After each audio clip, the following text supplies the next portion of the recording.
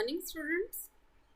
Today, our topic is on correlational research. सहसंबंधात्मक शोध. सहसंबंधात्मक शोध जो होता है, ये दो चरों के बीच संबंध को ज्ञात करने के लिए होता है. हम लोगों ने प्रीवियस क्लास में एक्सपेरिमेंटल रिसर्च और नॉन एक्सपेरिमेंटल रिसर्च में क्या डिफरेंस है उसको हम लोगों ने जाना. तो कोरिलेशनल रिसर्च जो है यह एक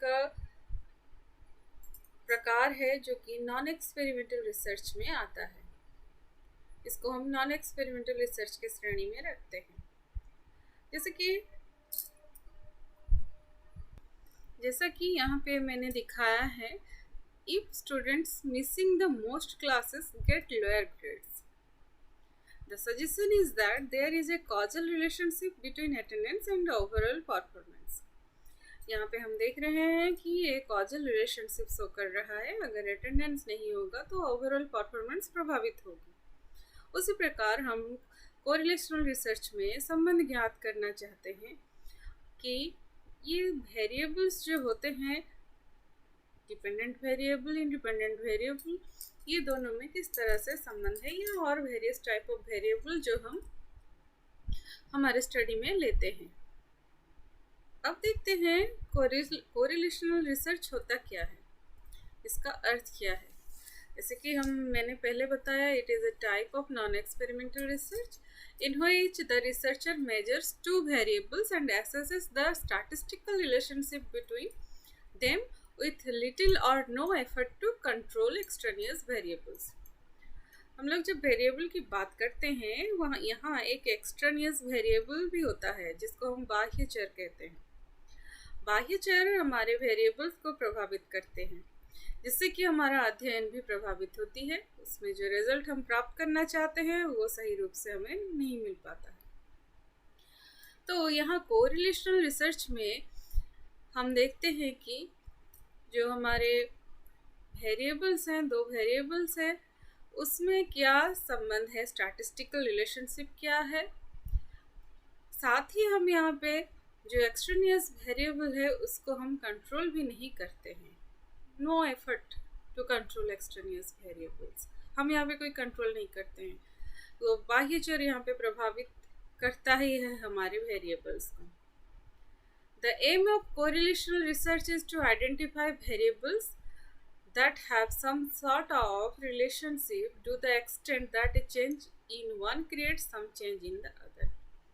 यहाँ पे हम ये भी देखते हैं कि एक वेरिएबल में अगर परिवर्तन हो रहा है तो वो परिवर्तन दूसरे में हो रहा है या नहीं, या वो परिवर्तन दूसरे को किस तरह से प्रभावित कर रहा है.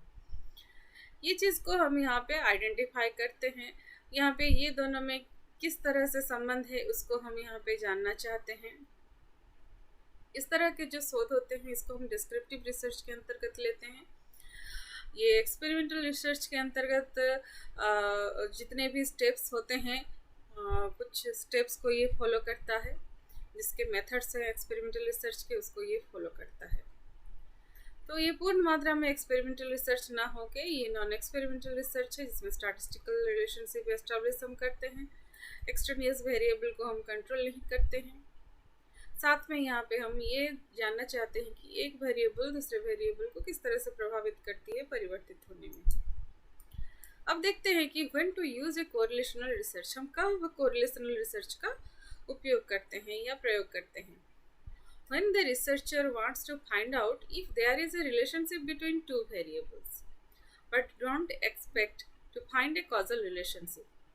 जब एक रिसर्चर ये ज्ञात करना चाहते हैं कि रिलेशनशिप बिटवीन टू वेरिएबल में क्या है, लेकिन ये यहाँ पे causal relationship की आशा नहीं करते हैं, कार्य कारण संबंध है ये यहाँ पे आशा नहीं करते हैं. When there is a causal relationship between two variables, जब यहाँ पे देखते हैं कि causal relationship है दो वेरिएबल के बीच, but it is impractical or unethical to conduct an experimental research. और उस स्थिति में हम एक्सपेरिमेंटल रिसर्च कंडक्ट नहीं कर पाते हैं क्योंकि ये प्रैक्टिकली पॉसिबल नहीं है, साथ में ये अनएथिकल भी है. उस तरह की स्थिति में कोरिलेशनल रिसर्च को प्रयोग में लाया जाता है। अब देखते हैं कोरिलेशनल रिसर्च का डेवलपमेंट कैसे हुआ, इसका विकासात्मक प्रक्रिया कैसे रहा।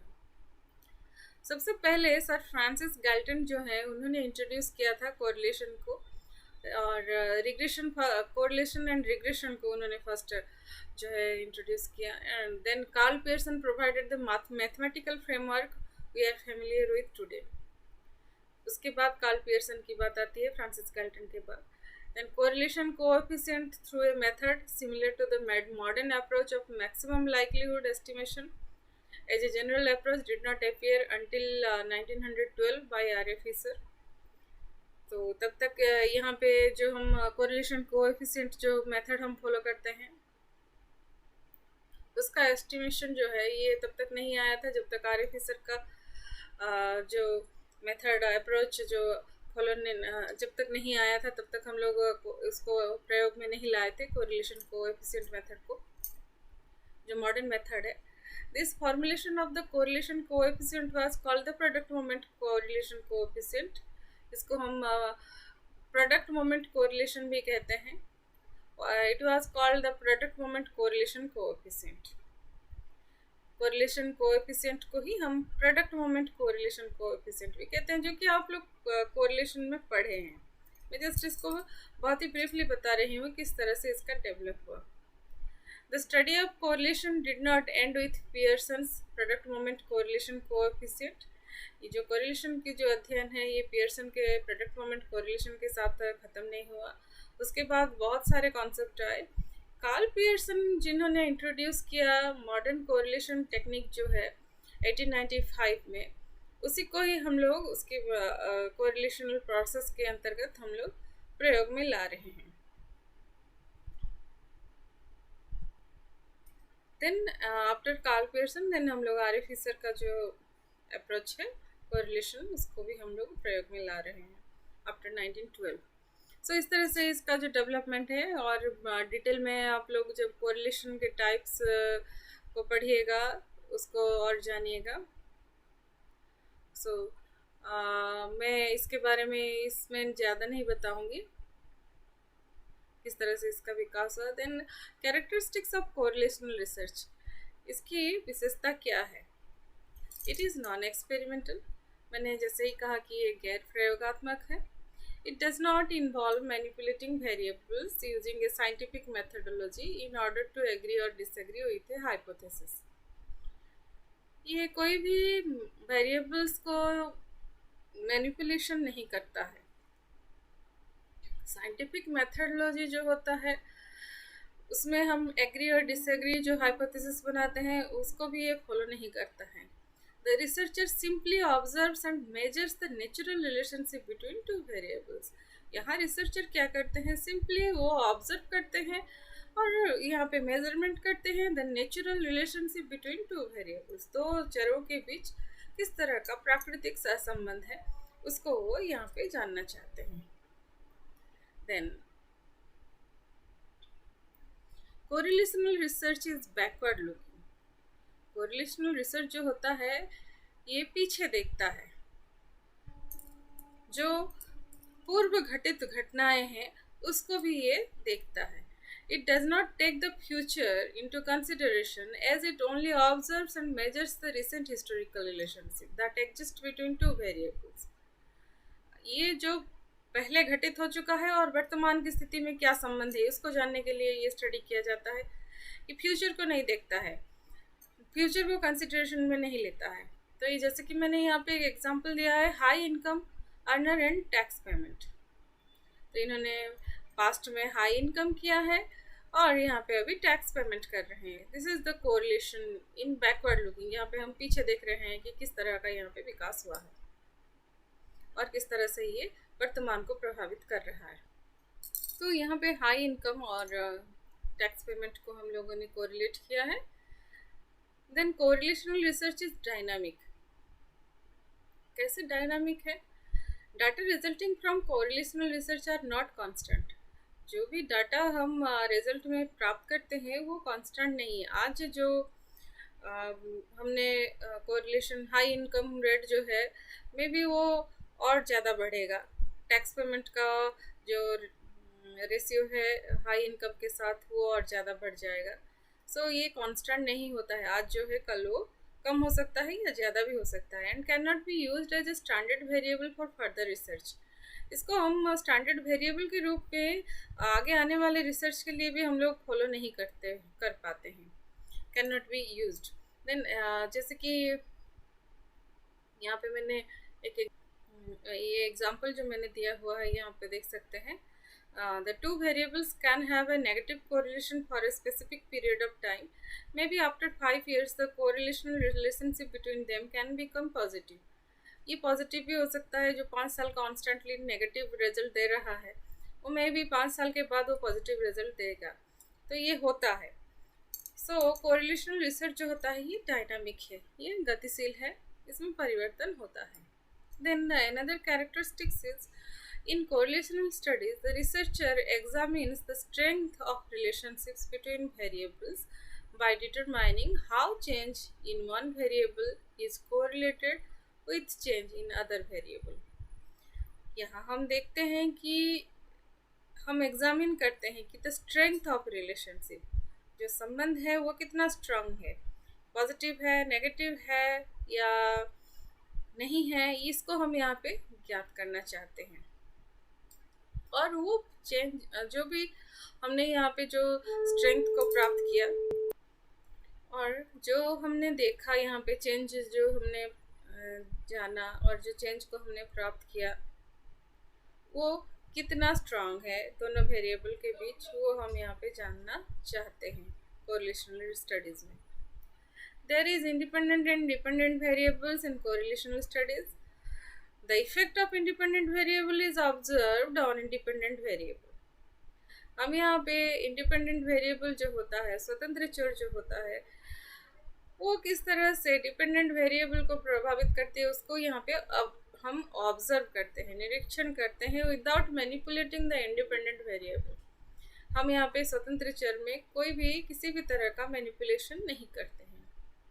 In some studies, identification of the independent and dependent variable is difficult. कुछ अध्ययन होते हैं जिसमें कि हम स्वतंत्र चर और आश्रित चर ये दोनों को हम आइडेंटिफाई नहीं कर सकते हैं। उस तरह की स्थिति में जो वेरिएबल को हम आइडेंटिफाई करते हैं विदाउट मैनिपुलेशन हम वो वेरिएबल को हम चूज कर लेते हैं। इसकी और कुछ विशेषताओं में है, in correlational study the magnitude and direction of relationship if independent variable is measured by using the correlational and coefficient statistical measures। हम यहाँ पे कोरिलेशन का जो मैग्नीट्यूड होता है या इसका जो डायरेक्शन है, पॉजिटिवली है नेगेटिवली है, उसको हम जानने के लिए हम कोरिलेशनल कोएफिशिएंट स्टैटिस्टिकल मेजरमेंट को हम यहाँ पे फॉलो करते हैं। द रिजल्ट में रेंज बिटवीन -1 to +1। हमने कोरिलेशन का जो भी स्टडी किया है या कोरिलेशन जितना भी हमने अब तक फॉर्मूला पुट करके फाइंड आउट किया है उसमें रेंज जो है वो -1 से +1 तक जाता है। तो यहाँ पे द रिजल्ट जो कोरिलेशन में आता है उसको हम -1 से +1 के बीच ही हम देखते हैं। Negative results of correlation coefficient signify negative correlation if independent। हम यहाँ पे देखते हैं नेगेटिव रिजल्ट भी होता है कोरिलेशन कोएफिशिएंट में, जो कि नेगेटिव कोरिलेशन होता है जो कि स्वतंत्र होता है, उसमें -1 परफेक्ट नेगेटिव कोरिलेशन होता है।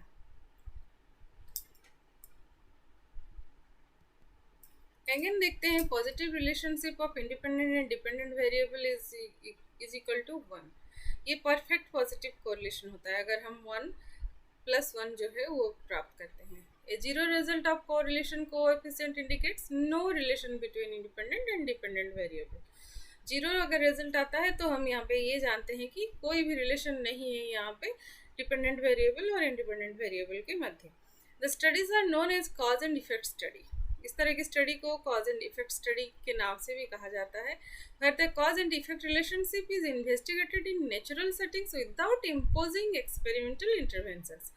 हाँ, ये कॉज एंड इफेक्ट स्टडी इसलिए कहा जाता है क्योंकि हम यहाँ पे कोई भी इंटरवेंशंस नहीं करते हैं और कोई भी एक्सपेरिमेंटल जो मेथड्स होते हैं उसको हम फुल या पूर्ण रूप से हम यहाँ पे प्रयोग में नहीं लाते हैं। ये नेचुरल सेटिंग में ही ये रिलेशनशिप को इन्वेस्टिगेट किया जाता है। The cause and effect relationship can be investigated either in forward manner और बैकवर्ड मैनर। यहाँ कॉज एंड इफेक्ट रिलेशनशिप जो इन्वेस्टिगेट करते हैं ये हम फॉरवर्ड मैनर में भी कर सकते हैं या फिर बैकवर्ड मैनर में भी कर सकते हैं। कॉज एंड इफेक्ट हो सकता है या इफेक्ट एंड कॉज पर्सपेक्टिव भी हो सकता है। कार्य का कारण से या कारण का कार्य से किस तरह से संबंध है इसको हम यहाँ पे अध्ययन करते हैं। Then types of correlation.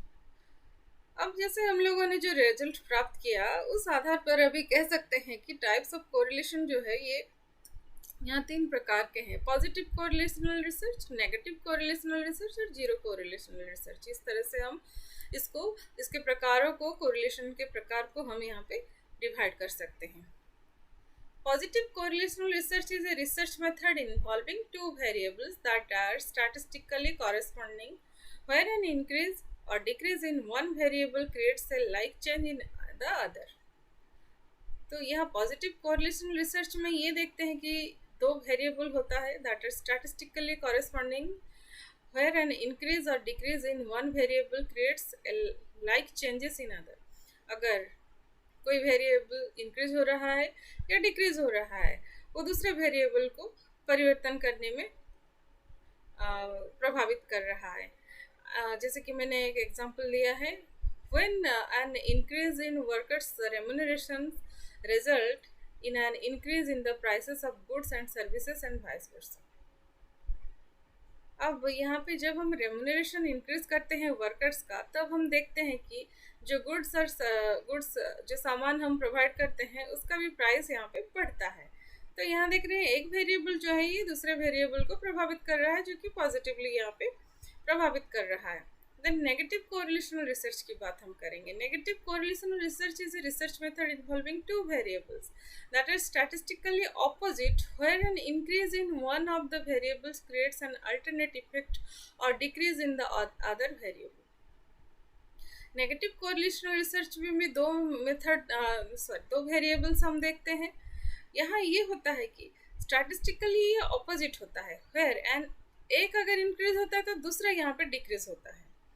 एक वेरिएबल अगर इंक्रीज हो रहा है तो दूसरा वेरिएबल यहाँ पे डिक्रीज हो रहा है। अल्टरनेट इफेक्ट यहाँ पे होता है। तो an example of a negative correlation is if the rise in goods and services causes a decrease in demand and vice versa.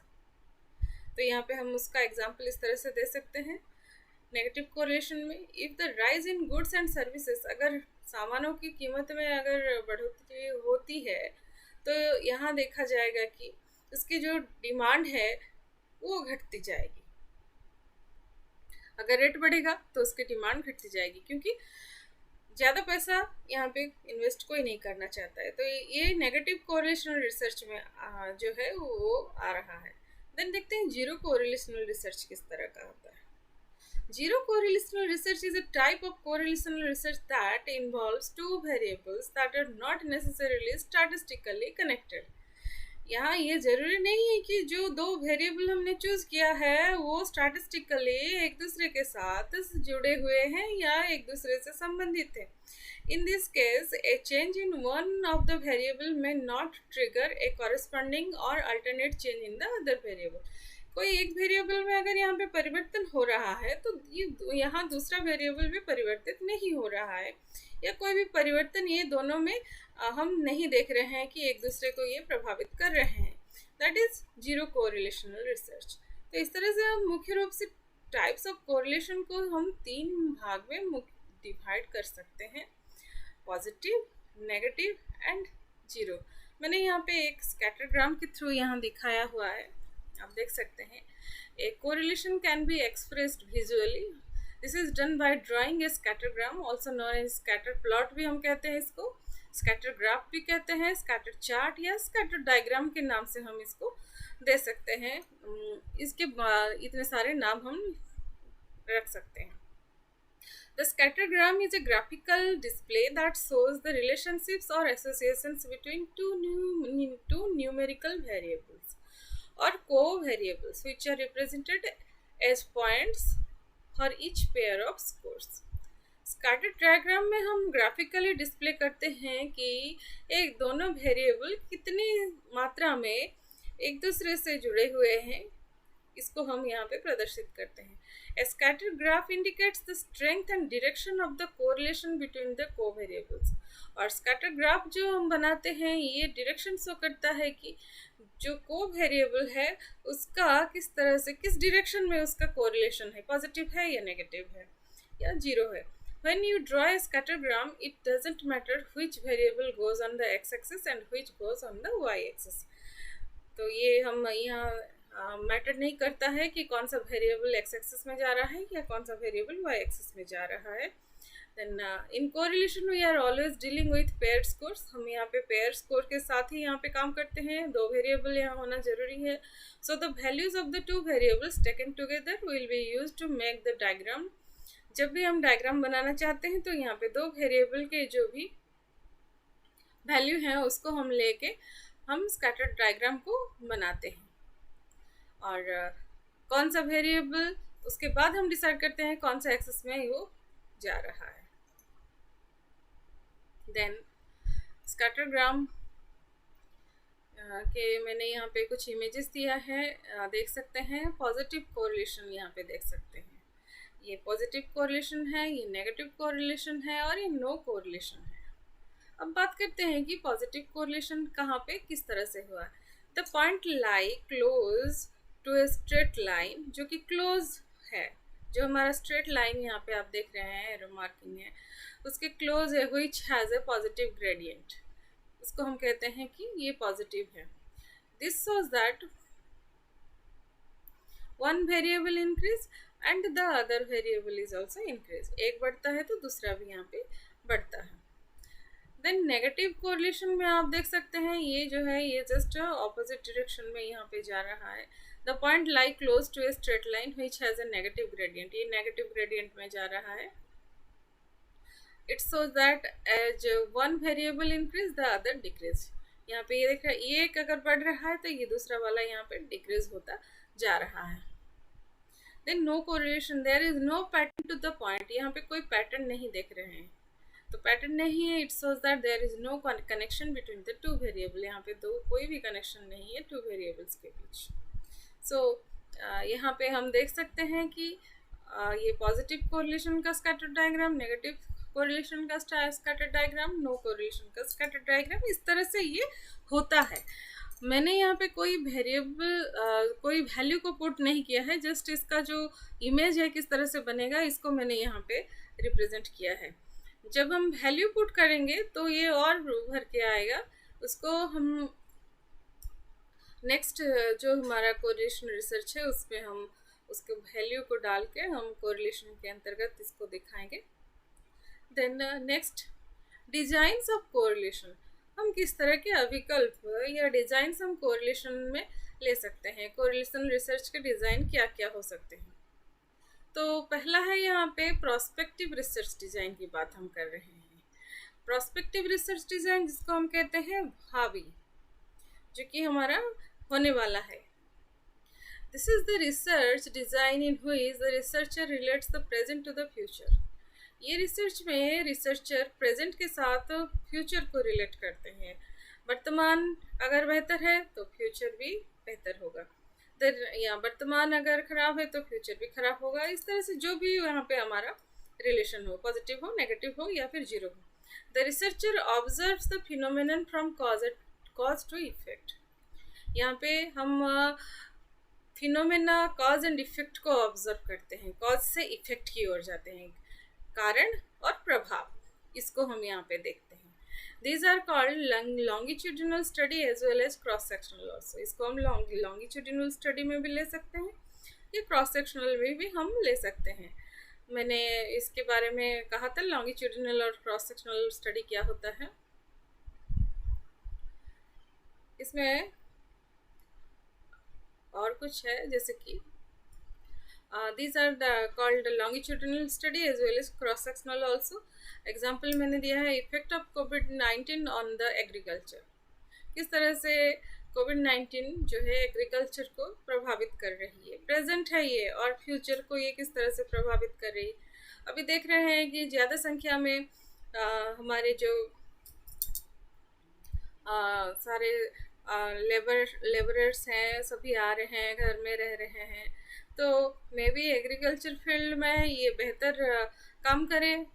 और जो कोविड-19 जो है, हम लोग लॉकडाउन की स्थिति में हैं, उसके प्रभाव को हम यहाँ पे देख सकते हैं कि किस तरह से ये एग्रीकल्चर को प्रभावित कर रही है। सो the consequences may be positive or may be negative. So here we want to know what is the effect of COVID-19 on the agriculture field.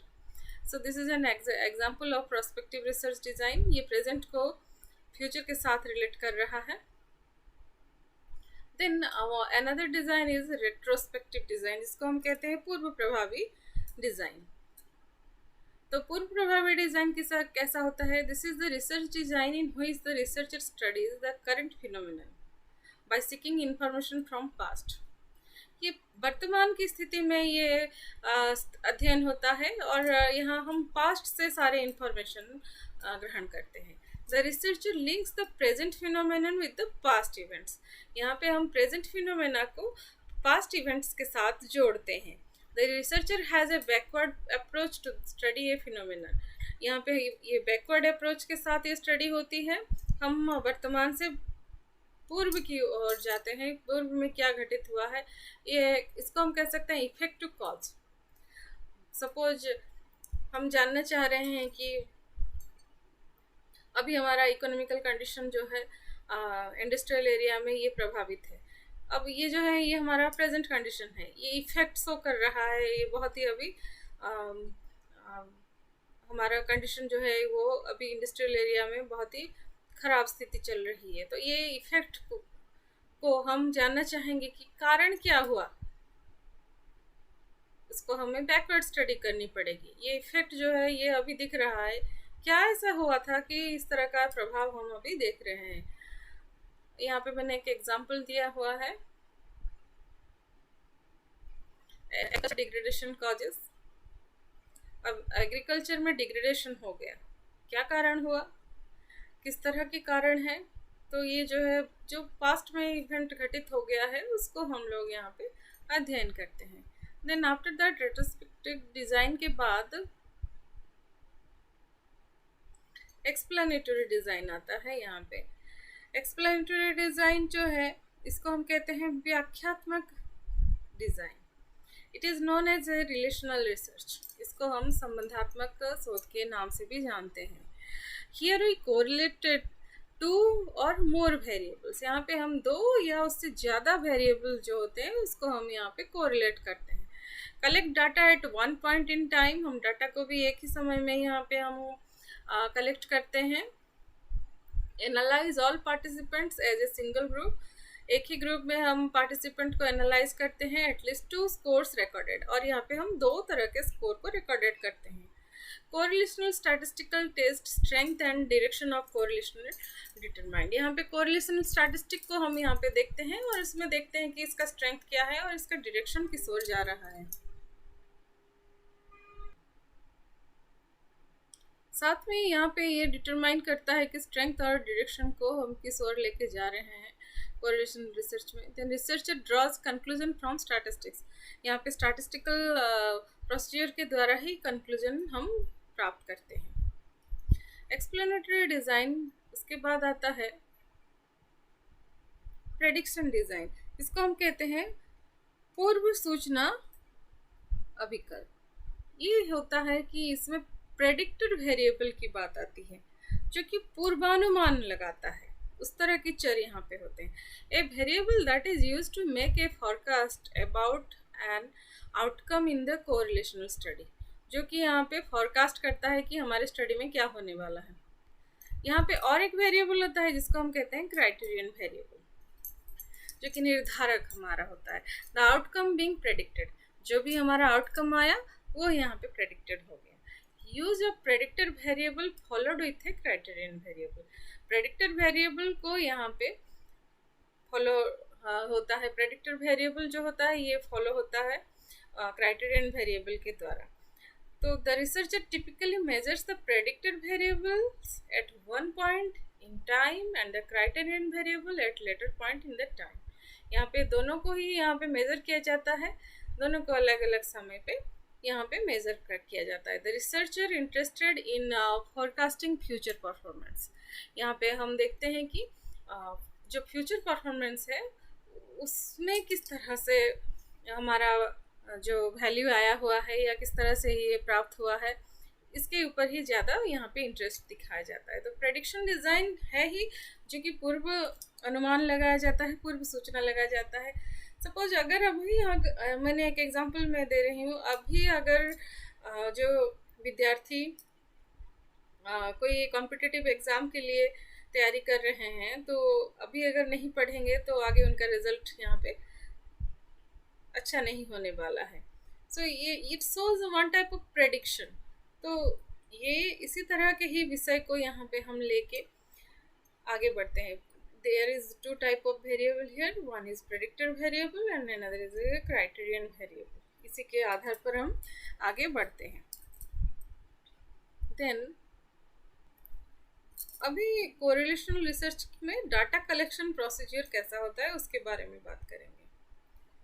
There are three methods of data collection in correlational research, जिसको हम कहते हैं naturalistic observation method, archival data method और एक है survey method. इसको मैंने यहाँ पे मेंशन किया हुआ है. व्हाट इज नेचुरलिस्टिक ऑब्जर्वेशन, जिसको हम कह सकते हैं प्राकृतिक निरीक्षण. Naturalistic observation is a correlational research method that involves observing people's behavior as shown in the natural environment where they exist. जिस प्राकृतिक वातावरण में लोग रहते हैं, उनका व्यवहार जिस तरह से रहता है, उसी को यहाँ पे ऑब्जर्व किया जाता है. Over a period of time ये जो है ये बहुत एक समय एक सीमा इसका निर्धारित किया जाता है. It is a type of research field method that involves the researcher paying closing attention to natural behavior patterns of the subject under consideration. यहाँ पे हम प्राकृतिक वातावरण में ही देखते हैं कि उसका प्राकृतिक व्यवहार किस तरह से विकसित हो रहा है, उसी का यहाँ पे निरीक्षण किया जाता है. This method is extremely demanding as the researcher must take extra care to ensure that the subjects do not suspect that they are being observed, else they deviate from their natural behavior patterns. यहाँ ये जो method है ये extremely इसमें demanding एक factor है कि जो जिसको हम ऑब्जर्व कर रहे हैं उसको यहाँ पे ज्ञात ना हो. अगर उसको यह प्राप्त जानकारी हो गई कि उसका ऑब्जर्वेशन हो रहा है, तो मे भी उसके नेचुरल बिहेवियर पैटर्न में चेंजेस हो जाएंगे और हमें सही तथ्य नहीं मिलेगा. It is best for all subjects under observation to remain anonymous in order to avoid a breach of privacy. तो ये जो है ये all subject में इसको हम अप्लाई करते हैं. Then the major advantages of the naturalistic observation method are that it allows the researcher to fully observe the subjects. यहाँ पे जो वेरिएबल है इसको ये fully observe करता है in their natural state, जो उनका प्राकृतिक स्थान है उसी में ही. However, it is a very expensive and time consuming process. Plus the subjects can become aware of this act at any time and may act contrary. तो ये जो है ये एक्सपेंसिव भी है, टाइम कंज्यूमिंग प्रोसेस भी है, और यहाँ ये भी हमें भय रहता है कि जो हमारा वेरिएबल है या जो सब्जेक्ट है उसको अगर जानकारी हो गई तो यहाँ पे वो कॉन्ट्ररी बिहेव करेगा. This is the naturalistic observation we follow in data collection procedure of correlation method.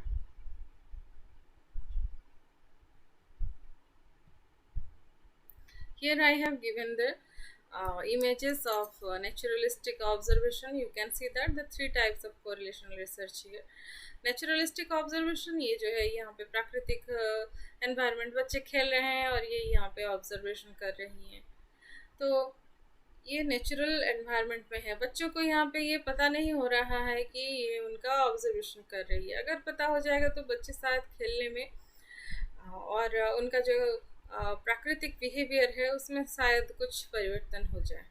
ये है सर्वे मेथड का, जहाँ पे कि यहाँ दो बैठे हुए हैं, डाटा कलेक्शन कर रहे हैं और यहाँ पे पूछ रहे हैं, सर्वे कर रहे हैं कोई भी विषय के ऊपर। सर्वे मेथड का ये एक है।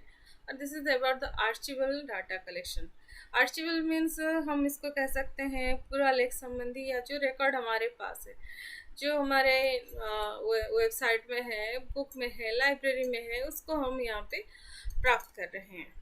So these are the mostly used data collection procedures in correlational research.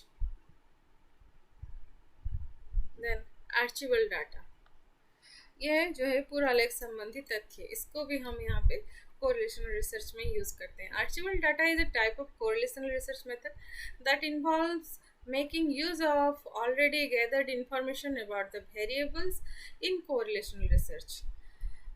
जो वेरिएबल से हमें जो भी इंफॉर्मेशन मिला है उसको हम यहाँ पे एकत्रित करते हैं।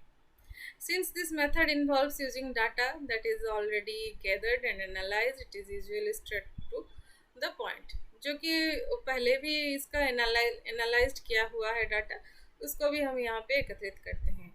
For this method of correlational research, the research makes use of earlier studies conducted by other researcher और the historical records of the variables being analyzed, उसको हम यहाँ पे लेते हैं। जो पहले जो रिसर्चर उन्होंने कोई भी स्टडी को कंडक्ट किया है और अदर रिसर्चर जो है हिस्टोरिकल रिकॉर्ड्स जो हमारे पास अवेलेबल है, वेरिएबल्स जो एनालाइज किया हुआ है, उसको हम यहाँ पे रखते हैं। This method helps a researcher to track already determined statistical patterns of the variables or subjects। इससे हमें क्या प्राप्त होता है कि किस तरह का स्टैटिस्टिकल पैटर्न यहाँ पे फॉलो किया गया है, किस तरह का यहाँ पे जो tools and collection of data collection procedure क्या है, ये सभी चीज़ों को हमें बहुत अच्छे से यहाँ पे ज्ञात हो जाता है। This method is less expensive, ये लेस एक्सपेंसिव होता है क्योंकि हम यहाँ पे जो बना बनाया चीज़ है उसको हम यहाँ पे अध्ययन करते हैं। Save times and provides the researcher with more disposable data to work with। यहाँ पे ये रिसर्चर को ज़्यादा तथ्य प्रदान करता है, समय को भी यहाँ पे बचाता है।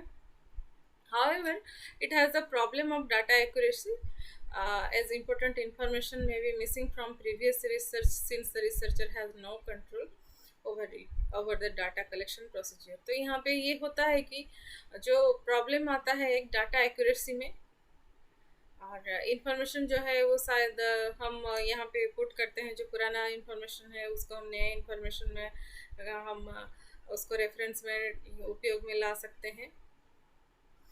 और यहाँ पे ये भी है कि जो इन्फॉर्मेशन हम ले रहे हैं उसमें हमारा कोई कंट्रोल नहीं रहता है, एक रिसर्चर का कोई कंट्रोल नहीं रहता है। तो जो है वो उसी को हमें यहाँ पे रेफरेंस के रूप में हम प्रयोग करते हैं आर्चिवल डाटा में। तो मुख्य रूप से ये है हमारा रिकॉर्डेड डाटा, जो मैंने कहा जिसको हम लाइब्रेरी से या वेबसाइट से किसी डाटाबेस से हम प्राप्त करते हैं, कोई रिसर्च जर्नल से, कोई एनसाइक्लोपीडिया से हम प्राप्त कर सकते हैं।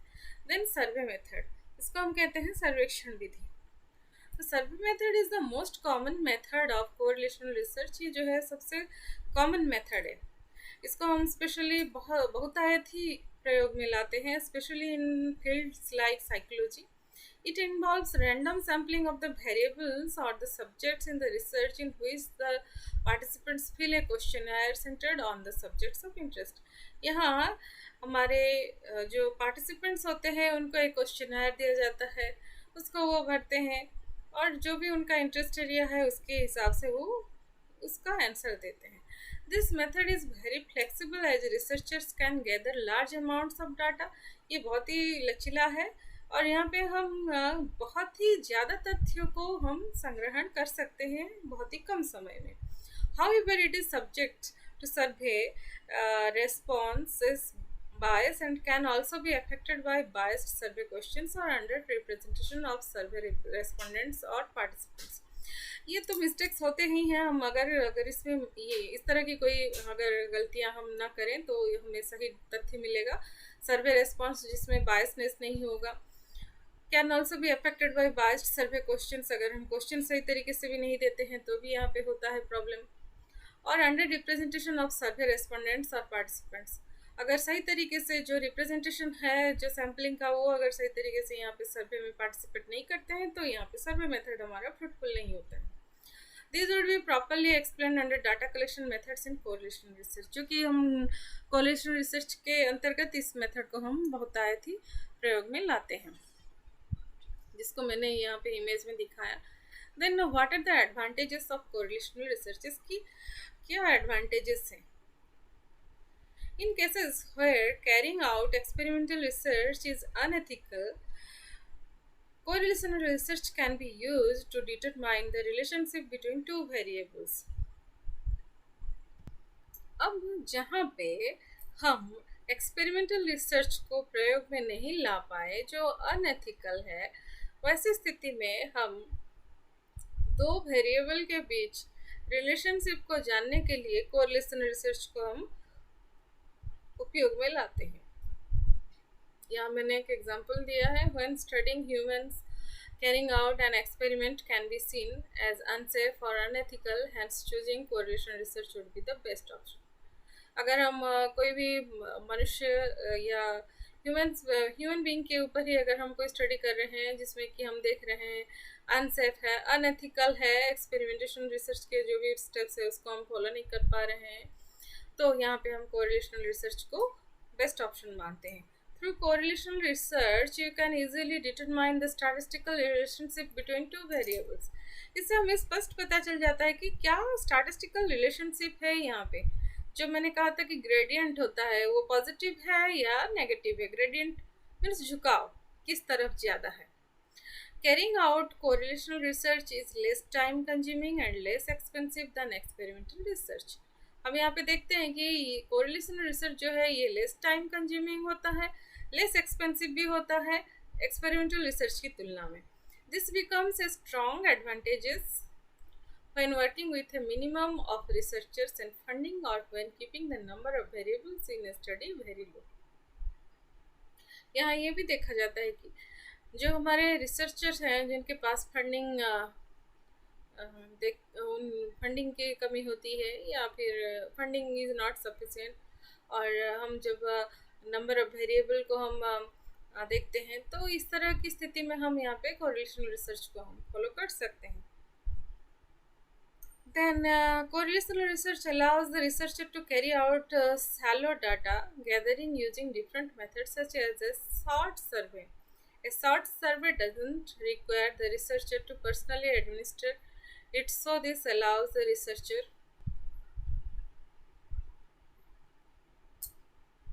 to work with a few people.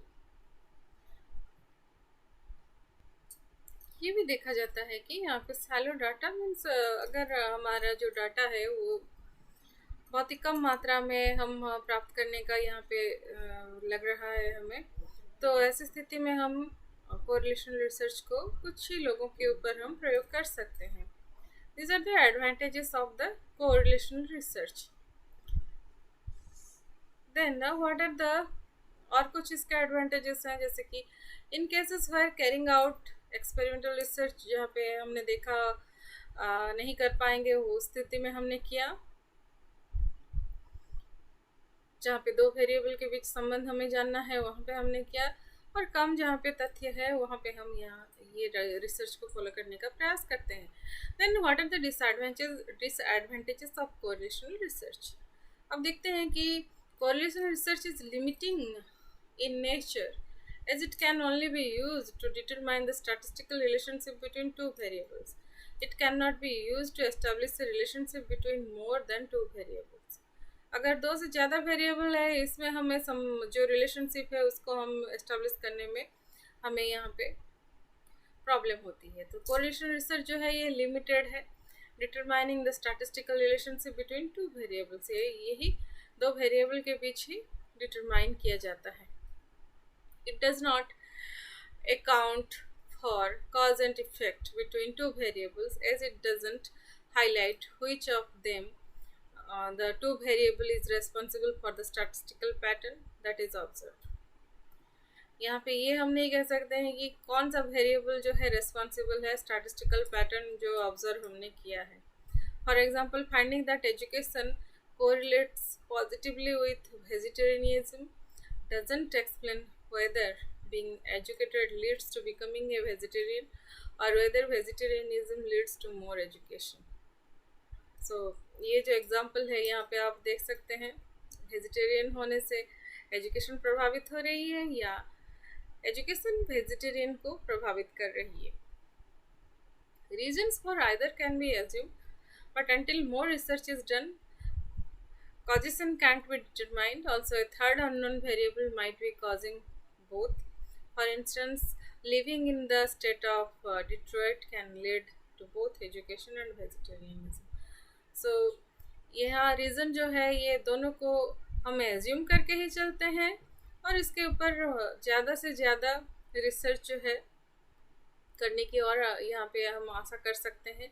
केवल 2 वेरिएबल नहीं, और भी ज़्यादा कॉजिशन यहाँ पे हो सकते हैं जिसको हम यहाँ पे अनदेखा करते हैं.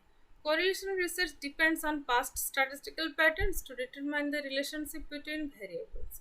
जो पास्ट स्टैटिस्टिकल पैटर्न है जो हमने ज्ञात किया है आर्चिबल डाटा के थ्रू, उसको हमने यहाँ पे डिटरमाइन किया रिलेशनशिप को ज्ञात करने के लिए. जैसे जो कॉज एंड इफेक्ट की बात हम कर रहे थे, जो बैकवर्ड स्टडी जो हम कर रहे हैं उसी में. As such, its data cannot be fully dependent on for further research. और ये जो है हम जान रहे हैं कि कोरिलेशनल रिसर्च का जो डाटा होता है उसको हम फर्दर रिसर्च के लिए हम उसके ऊपर डिपेंडेंट नहीं हो सकते हैं. In correlational research the researcher has no control over the variables. हमारे वेरिएबल के ऊपर कोई भी कंट्रोल नहीं रहता है, अनलाइक एक्सपेरिमेंटल रिसर्च जिस तरह से एक्सपेरिमेंटल में हमारा रहता है. Correlational research only allows the researcher to observe the variables for connecting statistical patterns without introducing a catalyst. तो यहाँ पे एक हम जो है वेरिएबल है वो दोनों में एक स्टैटिस्टिकल पैटर्न को हम यहाँ पे फॉलो करते हैं कि कितना मात्रा में ये दोनों को प्रभावित कर रहा है, कितना इसका रिलेशनशिप है, स्ट्रेंथ कितना है रिलेशनशिप का. The information received from correlational research is limited. ये बहुत ही limited होता है. Correlational research only shows the relationship between variables and does not equate to causation. यहाँ पे causation को ये equate नहीं करता है. तो ये सारे इसके disadvantages हैं. Correlational research जब हम करते हैं तो हमें कुछ जो भी स्टडीज़ हम कर रहे हैं उसमें हमें ये सारी चीज़ों को हमें जानना ज़रूरी होता है कि इसके लिमिटेशंस क्या हैं, इसके डिलिमिटेशंस क्या हैं, उसके कॉजेस एडवांटेजेस क्या हैं, डिसएडवांटेजेस क्या हैं, ये सब को हमें जानना है क्या टाइप्स है. तभी हम एक कोरिलेशनल रिसर्च हो या फिर जो भी नॉन एक्सपेरिमेंटल रिसर्च के प्रकार हो उसको हम करने में समर्थ हो पाएँ. सो कोरिलेशनल रिसर्च में जितना भी जानकारी था होपफुली आपको इतना आपको मदद करेगा. कोरिलेशनल रिसर्च करने के लिए कोरिलेशन का भी सही नॉलेज होना ज़रूरी है. जो स्टैटिस्टिकल प्रोसीजर हम फॉलो करते हैं, जो स्टैटिस्टिक्स कोरिलेशन में है उसको भी जानना ज़रूरी है. उसको सही रूप से आप जान लीजिएगा तो आपके लिए कोरिलेशन रिसर्च करने में कोई भी दिक्कतें नहीं आएंगी. ओके, बस ये जो है विषय इसको हम इतने में ही रखते हैं. Thank you.